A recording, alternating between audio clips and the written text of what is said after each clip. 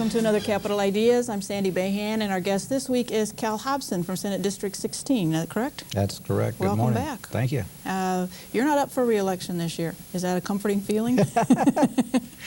Well, it's good to not be out raising a lot of money and trying to be reelected. There's enough of that going on in a lot of different races, but as you know, I had 6 terms in the House of Representatives, so I had a pretty good dose of begging people for money. You run, you have the campaign, then you try to pay the campaign off, and about the time you get that done, it's time to go beg people for money again. One more time. Yeah. So it's kind of nice to have those 4-year breaks. It really gives you a chance to reflect on the mistakes you've made, maybe some of the good things that happened, and calm down a little bit. The Founding Fathers were pretty right about this deal, having seen it on both sides. You know, there is the fire and the excitement and the demand to let's go solve these problems in the House, and that can be good. The origins of House Bill 1017, the Education and Reform Act of 1990, started in the House. The Senate, as you know, took much longer, took months and months and months of deliberation and thought, and I was mad at the time. I said, why don't you guys get off your rear ends over there and get on with it? But it's a nice mix, and it gives a balance to the programs, and the Founding Fathers figured that out a long time ago. Now you, let's see, in the Senate there's a pretty healthy majority of the Democrats, is that correct? 35-13 is the split. That isn't likely to change much this year. Well, the minority leader, the new minority leader, Senator Gustafson from El Reno, said a couple months ago that he thought all 7 or 8 Democratic Senate races were in play. I don't think he would say that today. I think your analysis is closer to the question. There was very little turnover 2 years ago in the Senate, even though nationally there were huge turnovers in Senates and the House of Representatives in many, many states. I would be surprised if there's a swing of 2 or 3 seats either way. And that won't affect your majority? No, it would take really a landmark election to do that, and we just don't find that. I've been traveling the state a lot, going to the various prisons, but also having lunch in the local cafes and diners and listening to people, and I just don't see very many incumbents in the Senate with a challenging opponent. And in the House, there is an ability at least to sustain a governor's veto. Do you see that continuing?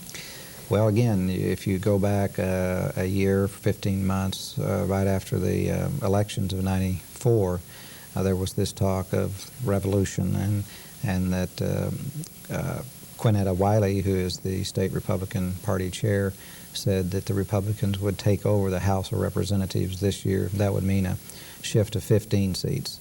I haven't heard her say that lately. The governor's toned his rhetoric down, talking in terms of sustaining his ability to veto, which is, in my view, you know, not the most pleasant thing a governor could do. I mean, he ought to be for programs and for opportunities and ideas, but I don't think they're claiming that kind of shift any longer.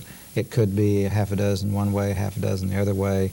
Again, what he has done, what the governor has done, is actually wake up a lethargic, sleepy Democratic Party, because he's just scared them with some of his commentary, and members are working in ways that I've never seen him work before. Okay, so assuming that things stay numbers-wise pretty much the same, what do you see as the major issues next session? 2 big ones.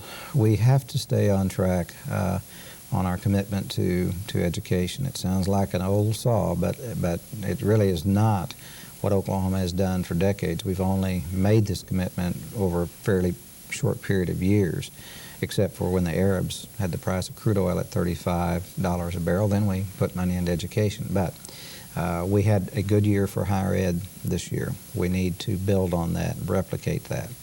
We had our 6th straight year of positive contributions to common education. We must continue that. You all are beginning to get those scores up. We've got class sizes coming down. Kids have computer access. Libraries are better. I know that because I got to go to your class about a month ago and be challenged by 60. Were there 60 in there? There were 60 in there. Yeah, 2 classes. So that's our #1 priority. Second, there's going to be an awful lot of discussion about crime and criminality in the criminal justice system, partly for the wrong reason. Partly because of the anecdotal, tragic triple murder in Oklahoma City of an inmate released under specialized supervision. We cannot and should not allow those events, those isolated events, to drive the criminal justice policy, because if you do, you will spend all your money trying to make sure that that kind of thing never happens, and you cannot ensure in humanity that that kind of thing will never happen. Those are the two big areas for focus. There'll be many others. Okay, now when you did visit my class, you were telling the kids that I think it was something like 90% of the people who are in prison at a place like Lexington, for example, have some history of drugs, and that it has a relationship to the crimes that they commit. That's correct. And then the governor comes out this week and says that he wants drug traffickers to get the death penalty. Mm-hmm. Is that rather an extreme response to what is going on here? Well, 90% do come with a drug or alcohol abuse problem. Doesn't mean that their crime was directly drug related, but it means that they're messing around with illegal drugs or alcohol.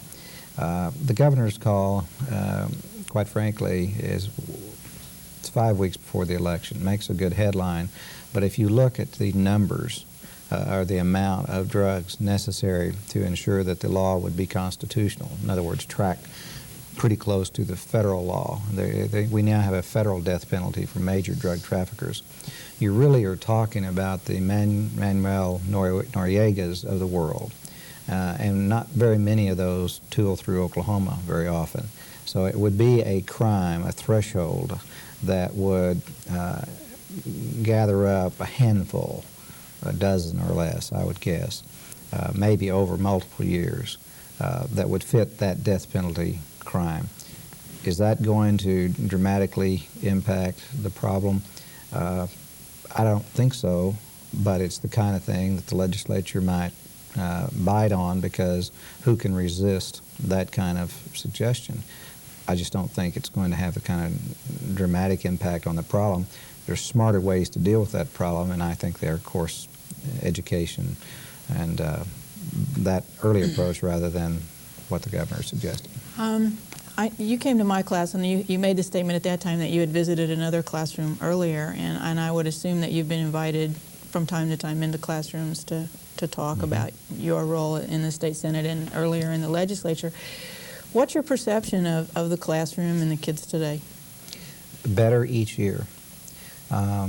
Your class and your colleagues' class, I thought they were, and it was 8 o'clock in the morning, pretty tough time for me to make any sense, and imagine it is for them. They were alert, aggressive, full of ideas, willing to take chances on their commentary. You know, it wasn't just, I want to say what's safe. They were provocative in a positive way. One other factor, one other trait, though, did worry me a little bit, and that is a pretty heavy dose of cynicism about their government, about why people want to serve in the legislature or serve in the Congress. You remember the commentary about just do it for the money, and you're there pretty much because the special interests are going to tell you what to do. That worries me a little bit, but that's outweighed, I think, by the engagement. They're very bright. You all are teaching them good stuff, because if I misspoke, I got corrected. Overall, that was a A+ morning for me. As you go around the state and you talk to adults in the cafes, do they reflect that same kind of cynicism? Yes, unfortunately. Right now, there's a national poll out that says, and I don't know how they figure this out so precisely, but 29% of the public has locked on and is beginning to be interested in the presidential race, and we're 4 weeks out. Now, Bob Dole said yesterday that's good, because when people start paying attention, his campaign will catch on. I say that's bad, because if you get your politics or your knowledge of government kind of like you do a McDonald's hamburger and just drive through the window on the day of the event, I don't think you're very well steeped or based in your decision-making process. So I am kind of worried about that. I think it was the same poll or one that came out at the same time also said, though, that 2 out of every 3 people already have their minds made up who they're going to vote for, and nothing's going to change it. That is also correct, and that is again a disturbing indicator for the Dole campaign if the tracking polls are right. But remember, Dewey went to bed in 1948, and for the young ones, Tom Dewey ran for president in 1948, and a guy named Harry Truman had no chance to win, and I think we all know what happened. The presidential debates begin on Sunday evening, Mm-hmm. and there was a debate scheduled to be done at OU between Mr. Watts and Mr. Crocker in the House District 4 race. And I know I'm a little strange in how I spend my time, but I've been watching the C-SPAN debates from Idaho. This last one was from Idaho, the Senate race, Massachusetts, New Jersey, all these different states that they're presenting their different debates on. What purpose does debate serve? It's good to find another C-SPAN groupie. I'm amazed you would admit it on public TV here, but it gets all the chaff and the noise and the rhetoric and the sound bites out of the way. The most interesting I've been watching, and I think you've been watching them as well, in Massachusetts, Mm-hmm. the U.S. Senate race between Kerry and Weld. Weld is the governor and Kerry's the incumbent U.S. senator. They've had 8, or they're going to have a total of 8. They've completed 5. There are no holds barred, 1 hour give and take, and without a lot of reporters, talking heads, interrupting and yelling. I think that's where you finally get a true focus on a man or a woman, because their sound bites, as we all know, are crafted to put the best spin on all of us. I'm guilty of it too. It's 30 seconds or less. Say what you want people to hear. But those debates for an hour, toe-to-toe, can be quite revealing. And I regret that the Crocker-Watts debate did not come off, and I'm regretting that so far the people of this state will not have an opportunity for a debate on our U.S. Senate race between Mr. Inhofe and Mr. Boren. Do you think that's a mistake for a candidate to not debate? The smart guys always say, you know, if you're way ahead, don't do it.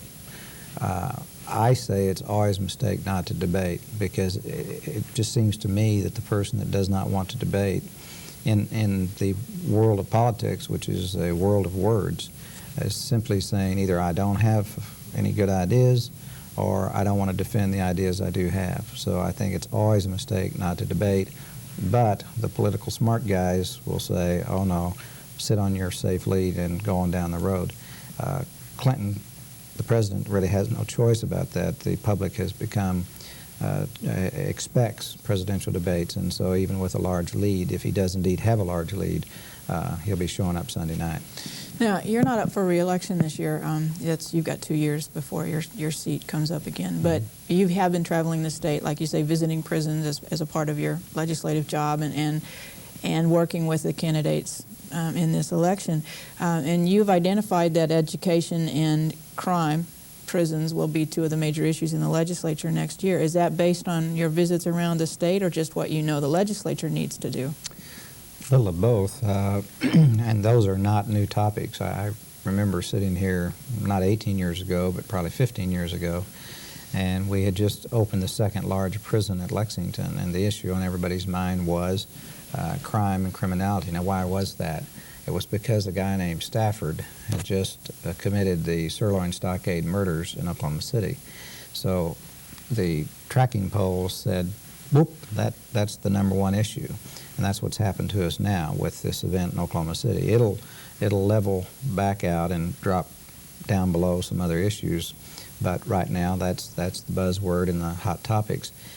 I've discerned that from the travels, from talking to not only the candidates of both parties, but also the folks. Another big issue, of course, and it comes up less often, but it's still out there, is the issue of health care and the affordability of it, and the Medicaid changes that are occurring in this state and throughout the country. Maybe in our second segment we'll have a little more time to get into that. Not to be depressing, but it is. You have the incidents in Little Axe with the teenagers and the earlier one with child abuse. Are either of those two issues, teen crime or just teen behavior in general and child abuse, big issues? Just completed a poll in central Oklahoma in 3 counties, McLean, Garvin, and Cleveland County. And juvenile crime was identified as the #1 problem. 43% of the people questioned, and it was a scientific poll done by professionals. Crime in general was 40%. So absolutely, and of course it occurred within days of the tragedy that young lady Tull, I believe, of Little Axe. That is big on the radar screen, and we've tried to deal with that in the recent years. As you know, House Bill 2640 was our overall Juvenile Justice Act that created a separate agency to focus on juvenile crime, and we're adding 200 secure beds throughout the state for the truly violent young criminal. Cleveland County received the first 12 beds. So we're going back to where we were 20 years ago, which was you've got to lock up these young violent ones. The public's demanding it, and we're putting large resources into it. Child abuse, I don't know how much more time we have in this segment. Not much. Not much.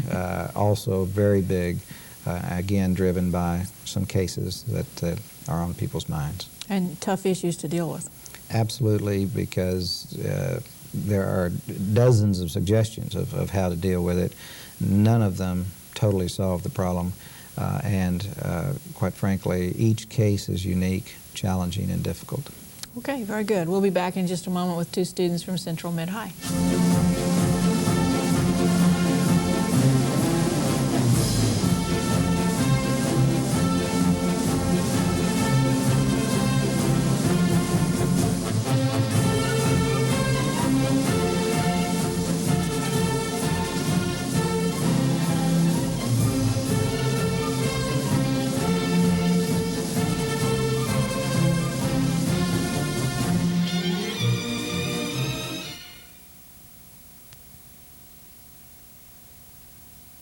We're back with our student guests this week, Julian Lever and Jonathan Stapleton. And I think you know these 2 guys, don't you? I sure do, boy. They came to the Capitol and were 2 of our pages up there, and I thought I'd give them a hard time, but I'm not. They're great young men and set the example for the rest of the class, and I appreciated that. Okay. Julian? Senator Hobson, how do you accomplish anything in the legislature when you have a governor who chooses not to cooperate? And I did not give Julian that question. We can either focus on our disagreements or focus on our agreements, and the governor would argue that we agree about a lot, and that's true. He vetoed only about $16 million of various items last year, and a lot of people liked that. The problem I had with the vetoes were, the problems I had were that they didn't make much sense. 60% of the vetoed money went to education. Why in the world, when you're working as hard as you can to bring education up, would you veto Head Start money for children who don't have that opportunity? The rest of the money that he vetoed, most of it fell in the area of law enforcement. The Attorney General, who's the chief law enforcement officer for the state, $1 million vetoed from his budget to accelerate death penalty cases.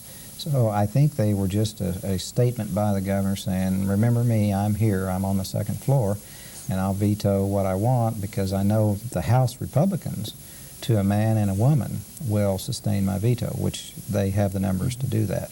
But they were not, in my opinion, very logical vetoes on his part, and I think they've come to regret them. Jonathan? Okay. The governor says that the economic prosperity in Oklahoma is really a false prosperity. How do you feel about this perception? I think the reason he says that is that he was in Washington during the 80s working for the Bush and Reagan administration when we really had extraordinary economic crisis in Oklahoma. Sandy and I at least remember when unemployment was double-digit in Oklahoma, where people were leaving the state. We had a net decrease in population after the oil bust of the early 80s. Now, the governor was in Washington, and I don't think that's a real world up there. If they run out of money, if things get tight, they print it. We can't do that in Oklahoma. It's called taxes and balancing a budget. So the bottom line is the governor came back in 92 or 93, run for governor. He's our governor. I want to support him where I can. But when he's critical of the economic efforts in this state, as he is almost every day, that flies in the face of the creation of 43,000 new jobs over the last 2 years because of the Quality Jobs Act. And a law passed and signed by a man that we never said anything nice about, a guy named David Walters, who used to be governor. So I think, and I'll close with this, I wish the governor would occasionally look for the good things going on in Oklahoma. He would be a better salesman for our state if he would do that. Great. How do you define the prison problem, and how would you go about solving the problem? I define it as long-term. It's been around since I've been around, and probably before. I define it as expensive. Taxpayers are spending $250 million, that's with a B, dollars on the correction system this year. They got the largest increase in money and manpower of any agency last year and the year before. And yet, with all of that, where are we today? We're absolutely full again. We're going back into unconstitutional space at Granite and McAllister. We have the largest percent of women incarcerated of any state, and we're third or fourth among men. Having said all that, why is it like that? Well, in Oklahoma, we want to send people to prison for crimes that many states treat or punish in a different way. One example would be drunk drivers. We have about 800 in our state prison system for the act of driving drunk. You shouldn't do that, but we shouldn't spend $14,000 a year incarcerating them. We should treat them. We should put them in county jails, weekend or night incarceration, and we should make them work and pay back those that they offended. Those are some of the changes that we could make to get this thing under control without spending all of our growth money next year on the prison problem, which we're bound to do if other voices don't speak up and say there needs to be a balance. But it's not popular to say anything about crime except lock them all up and throw away the key. Last week, the governor implied that the only thing Oklahoma is good at is winning beauty pageants and sports contests. If you were to promote Oklahoma, what would you consider the best quality to be? Well, those are two wonderful qualities. There's nothing wrong with beauty pageants, and I think we all would agree in Norman we'd love to maybe win a game, notwithstanding having a winning record, and John Blake will get the team there. There are so many great things about this state, and I'll just tick off 3 or 4. The University of Oklahoma, right here in this community, has the largest percent of National Merit Scholar winners enrolled at the university, more than any other university in the country, public university. We're number 1. Years ago, we didn't care where you bright young men and women went after you finished high school. We didn't recruit you. We do now because we care. We have made dramatic gains in test scores for our young people, especially in the early grades, kindergarten through 3rd grade. Well, why did they do better? Well, we put lots of our new revenue 5 and 6 years ago into those early grades and got class sizes down. We have environmentally one of the most attractive states to other industries. And secondly, we have very cheap utility costs and energy costs. All those things, and we have, by the way, most people don't know this, more miles of shoreline, lakes, than any other state in the union except Minnesota. People don't know that. We don't have an ocean, we don't have mountains, but we have many, many great things we could talk about, and all of us, including the governor, should spend more time talking about that instead of criticizing the folks here in the state. What role do lobby groups like the OEA play in the legislator's work? And do you agree with the governor that all members of the OEA are slugs and that unions are evil? He didn't say all teachers were slugs. It was a commentary on a reform idea he had, and it was a hypothetical question about an outstanding teacher in a school, and his idea was to reward outstanding teachers, and he got caught in the phrase, and what if that teacher gets tossed in with a bunch of others who are the slugs? And I think that's a word like the word he referred to about his wife recently on not being anxious about coming back to Oklahoma. He probably won't want to say either one of those words again. He didn't mean that. Frank Keating is a verbal guy. I served with him when he was in the Senate back in Oklahoma 15, 16 years ago. And I bet occasionally he gets home at night and he says, gosh, I wish I hadn't said that. That's an example of that precisely.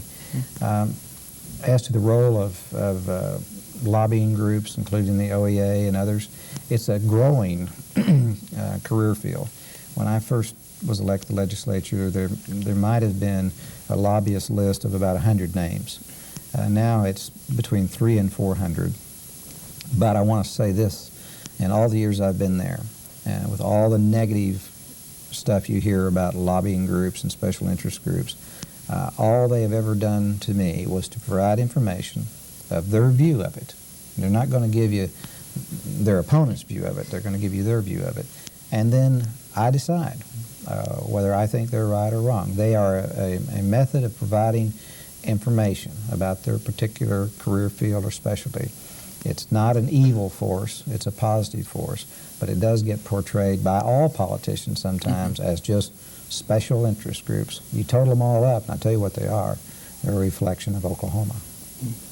I promised that you would get a shot at them, since they always get to throw things back at you that kind of catch you off guard. So this is your chance to ask the guys here any question you'd like to ask them. I have been spending days researching your past at the school you go to and also talking with your parents, so these are very painful questions for you. I just fibbed, I'm kidding. Start with you, Jonathan. What is the best thing about your school, and what's the worst thing? I think that the computers and the opportunities we get to do outside activities is probably the best thing. And the worst thing is there's a lot of people that aren't very good there.